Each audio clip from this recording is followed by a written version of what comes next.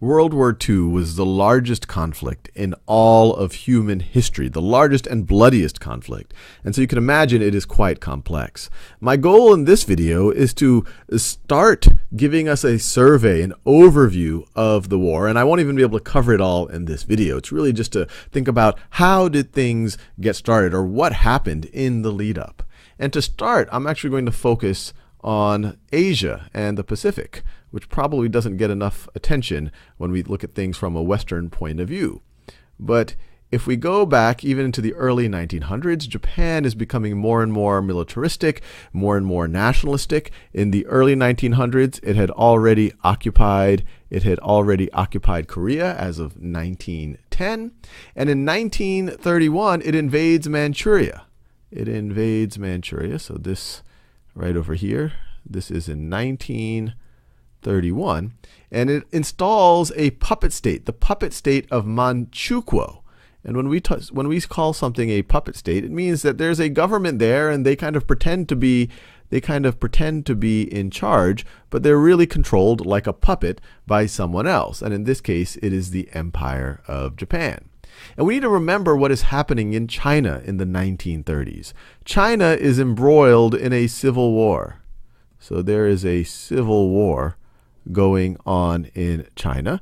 And that civil war is between the nationalists, the Kuomintang, and the communists versus the communists. The communists led by Mao Zedong, the Kuomintang led by General Chiang Kai-shek. And so they're in the midst of the Civil War, and so you can imagine Imperial Japan is taking advantage of this to take more and more control over parts of China. And that continues through the 30s until we get to 1937. And in 1937, the Japanese use some pretexts with, kind of a false flag, well, I won't go into the depths of what started it, kind of this Marco Polo Bridge incident. But it uses that as justifications to kind of have an all-out war with China. So in 1937, you have all-out war, and this is often referred to as the Second Sino-Japanese War. Sino-Japanese War. Many historians actually would even consider this the beginning of World War II, while some of them say, okay, this is the beginning of the Asian theater of World War II, of the all-out war between Japan and China, but it isn't until Germany invades Poland in 1939 that you truly have the formal beginning, so to speak, of World War II. Regardless of whether you consider this a formal beginning or not, the Second Sino-Japanese War, it's called the Second because there was another Sino-Japanese War in the late 1800s that was called the First Sino-Japanese War. This is incredibly brutal and incredibly bloody, a lot of civilians affected. We could do a whole series of videos just on that. But at this point, it does become all-out war, and this causes the Civil War to take a back seat to fighting off the aggressor of Japan in 1937. So that lays a foundation for what's happening in the Pacific in the run-up to World War II. And let's also remind ourselves what's happening in Europe. As we go through the 1930s, Hitler's Germany, the Nazi Party, is getting more and more militaristic. So this is Nazi Germany right over here. They're allied with Benito Mussolini's Italy. They're both extremely nationalistic. They both do not like the communists at all.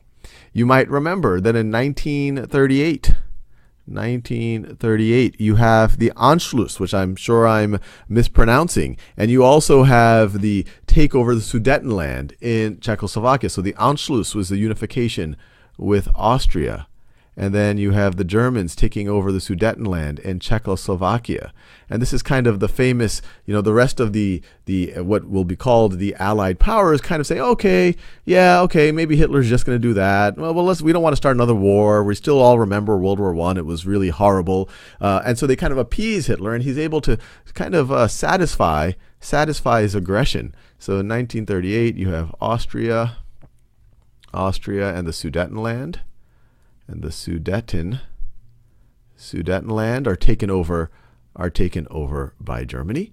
And then as you go into 1939, in March, they're able to take over all of Czechoslovakia.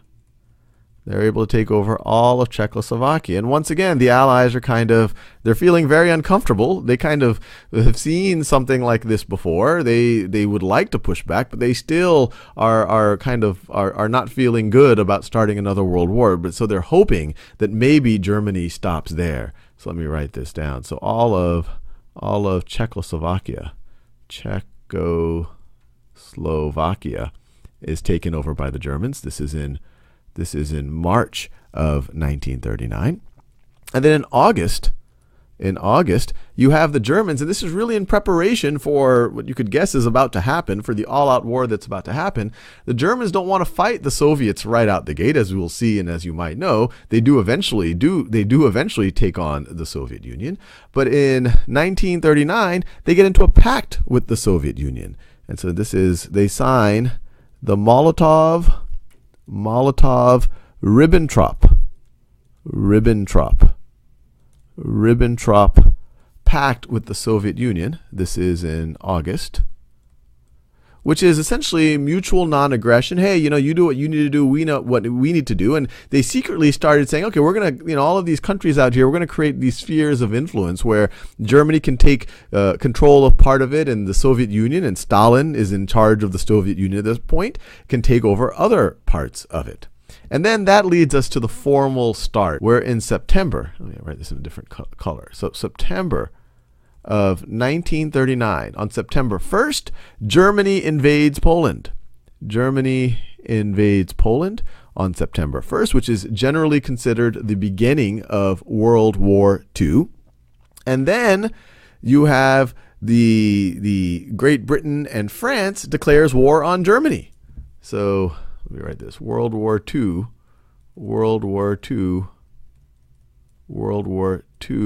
starts. Everyone is declaring war on each other. Germany invades Poland. Great Britain and France declare war on Germany.